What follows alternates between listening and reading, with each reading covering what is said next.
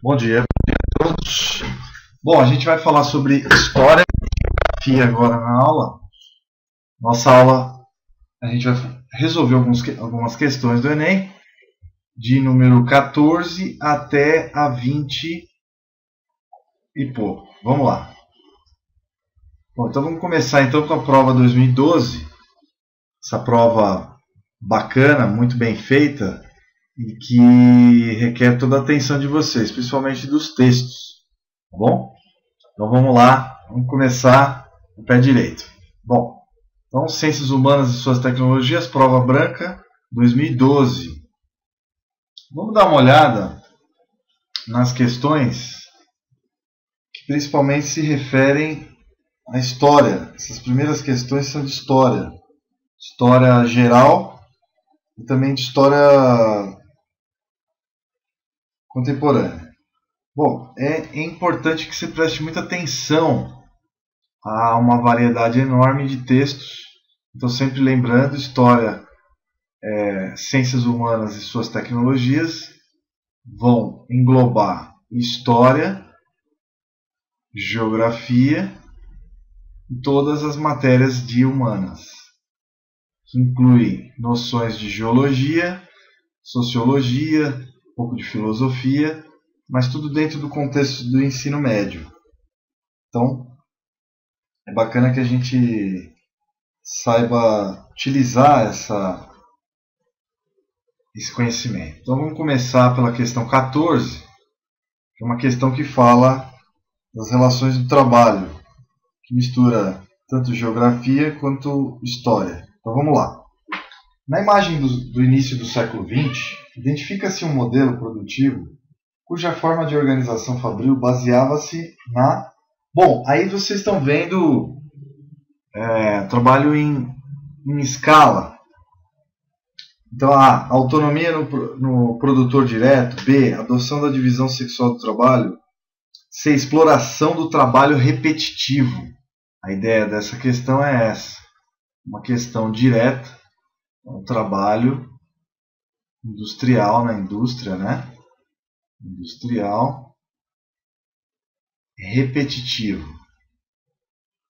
Esse trabalho repetitivo, que gerava grandes problemas físicos normalmente, então para acelerar o processo produtivo, então para acelerar a produção, para aumentar a produção, ele gerava então linhas de produção com trabalho repetitivo. Isso acontece ainda na China, no Brasil e várias indústrias ainda, principalmente indústria microeletrônica, né? E outras indústrias também, têxtil, né? Bom, agora a singularidade da questão da terra na África colonial é a expropriação por parte do colonizador das desigualdades raciais no acesso à terra. Após a independência, as populações de colonos brancos tenderam a diminuir, apesar de a proporção de terra em posse da minoria branca não ter diminuído proporcionalmente. Então, a terra africana e as questões agrárias. São texto, então, de geografia agrária. Com base no texto, uma característica socioespacial e um consequente desdobramento que marcou o processo de ocupação do espaço rural na África subsaariana, ou seja, na África abaixo do deserto Saara, aqui para baixo, a África nessa região para baixo, né? Subsaariana, né? Então está aí a África, o mapa da África para não ter dúvida. Então, desde o período colonial, uma característica socioespacial marcante, uma característica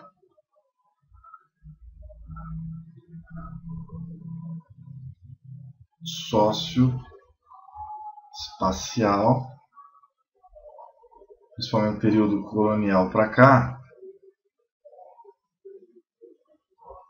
é a concentração de terras,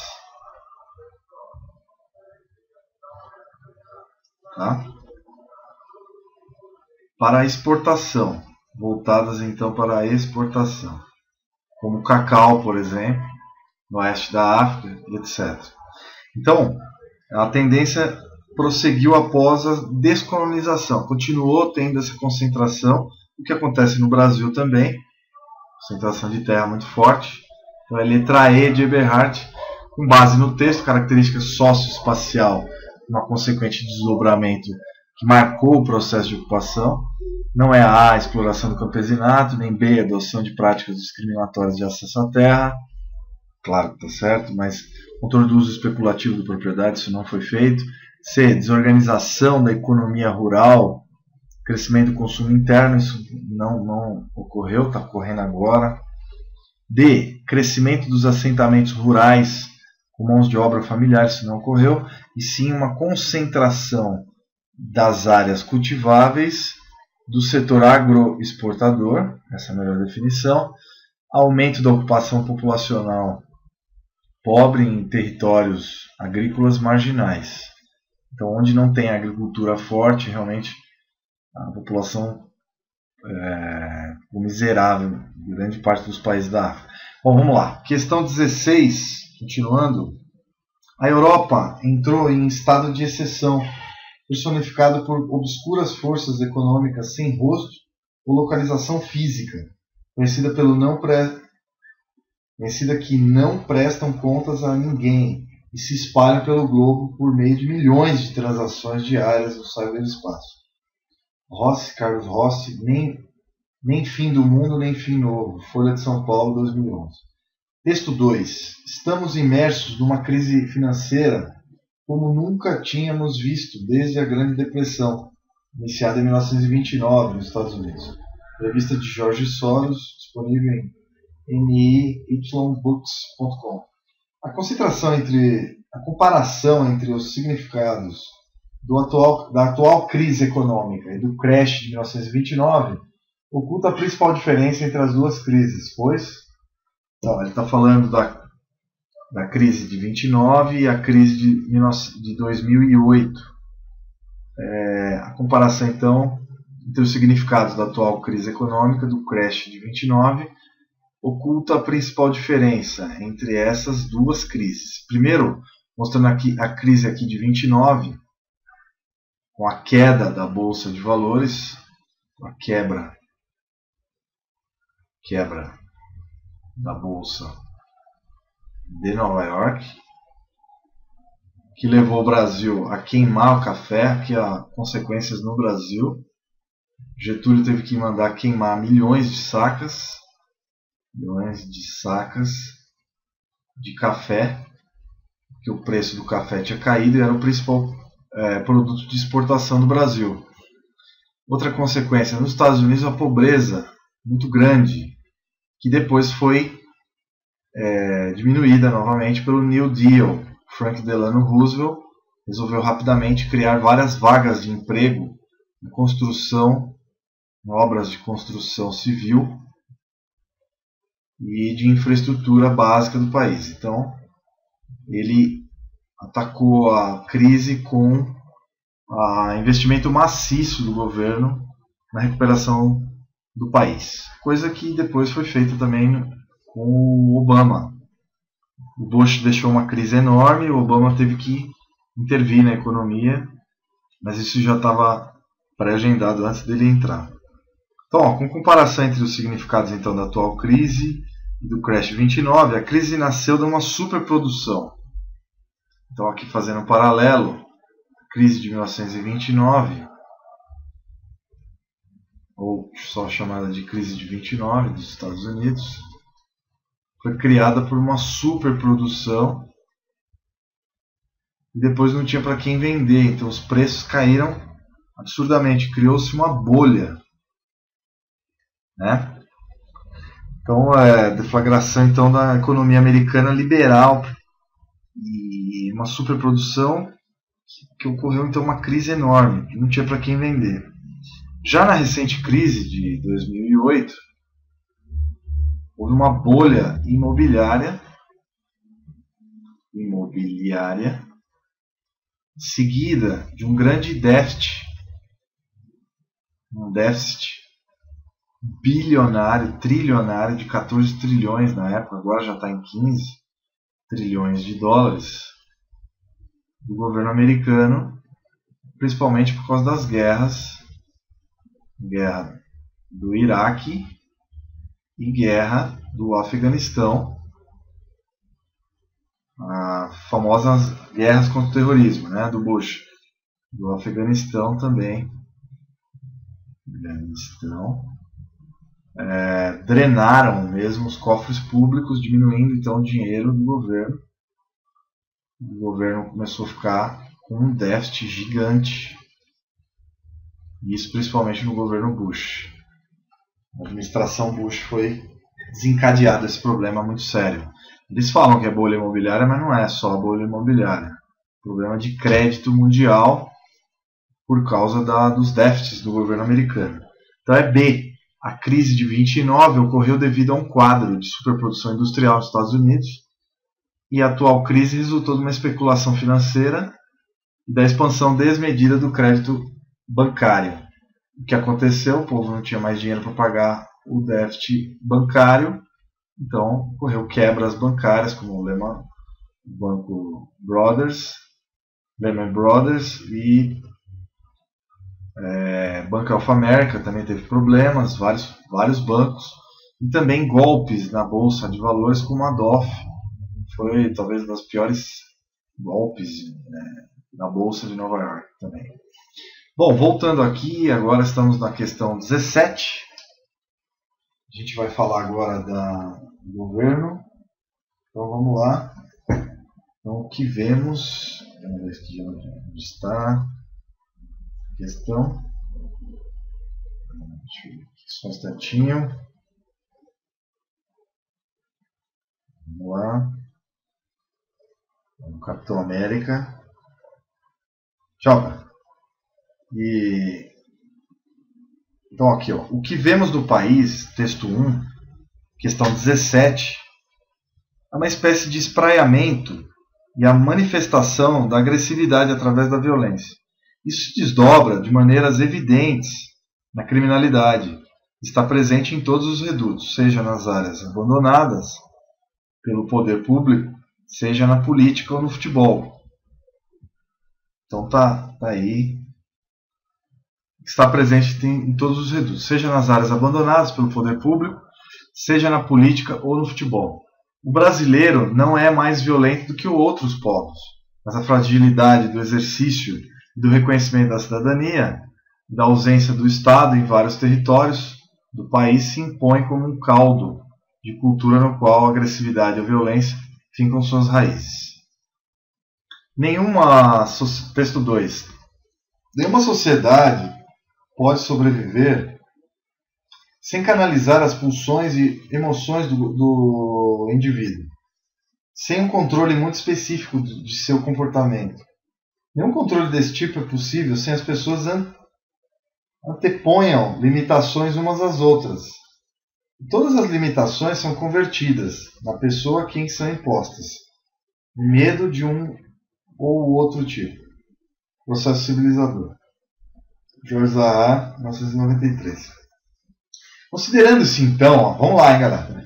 Presta atenção que esses textos você tem que entender, basicamente, quando você for fazer uma prova de história, primeiro você lê livremente, calmamente, para depois você inserir isso no contexto. E já vai inserindo ao ler.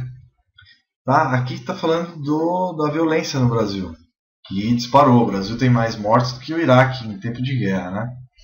Considerando-se a dinâmica do processo civilizador, tal como descrito no texto 2, o argumento do texto 1 acerca da violência e agressividade na sociedade brasileira expressa então como descrito em 2, o argumento do texto 1 acerca da violência. O texto 2 ressalta o fenômeno do mecanismo social de coerção, de impor medo presente nas sociedades da lei. Então, parte do processo civilizador desses mecanismos vem dos desafios do Brasil atual, contemporâneo, vista a incapacidade do Estado, né, em responder ao espraiamento e à manifestação de agressividade através da violência. Então, a incapacidade incapacidade do governo por meio político. Não é só o governo que... não é só executivo, né? Político legislativo, as leis são muito brandas, né? De formular mecanismos de controle social por meio das leis. Na verdade, esse controle social também é estranho. As leis, né? Punitivas. Por exemplo, o cara que bebe aqui no Brasil, ele vai preso, e uma pessoa que mata, um assassino, muitas vezes sai pela porta da frente. Sai pela porta da frente de um tribunal. Então tem alguns absurdos aí nessa história, né? A pessoa que mata, ela não vai presa, e a pessoa que toma uma com os amigos, que eu sou a favor da lei seca também, ninguém pode abusar. Mas será que tem os pesos e medidas estão iguais? Será que o direito está sendo pesado aí? O cara que é um assassino teria um peso bem maior, né? E uma pessoa que bebe socialmente, qual a diferença então? Se ele atropelar alguém, tudo bem, ele se torna assassino, ele vai pra cadeia. Mas será que ele vai pra cadeia no Brasil? Aí a pergunta. Vamos continuar aqui uma questão. Questão 18. Capitão América, mostrando uma das primeiras capas do Capitão América. E eu aqui mostrando uma capa brasileira dos últimos tempos. Aqui a primeira capa. Mostrando então o Capitão América, estão vendo aqui? Dando uma porrada no Hitler. Um soco no Hitler, né? Então tem um significado. Veja que a revista ela é a número 1. Deve ser da década de 40, anos 40. Final da Segunda Guerra Mundial.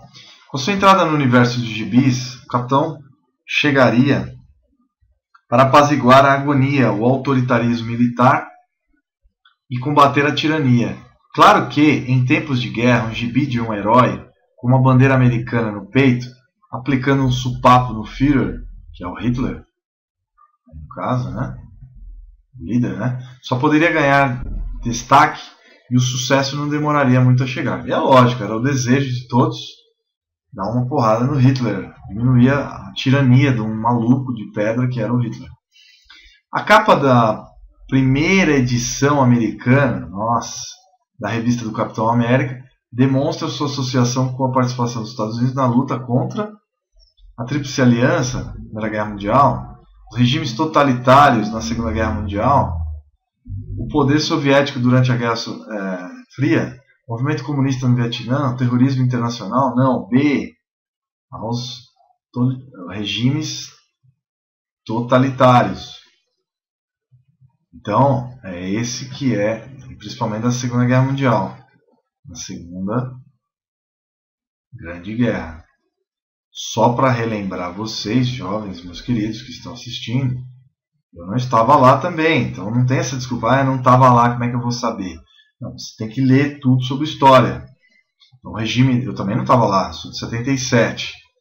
Então, era Hitler, Mussolini, Franco, né, na Espanha, maluco também de pedra, outro xarope, Hitler na Alemanha, Mussolini na Itália, Franco na Espanha, tá? E aí vai. Getúlio Vargas no Brasil, ele era mais light, depois se aliou Getúlio Vargas, depois se aliou aos Estados Unidos no decorrer da guerra, mudou de lado, estava pró-Hitler no início. Pois é. Questão 19, abaixo a ditadura, ainda se escrevia ditadura, né? Vamos lá. O que está dizendo aí? É um bandeirante, é ou não é? Bandeirante, tá ligado aos paulistas, estado de São Paulo. Que relação tem então com a prova de 2000?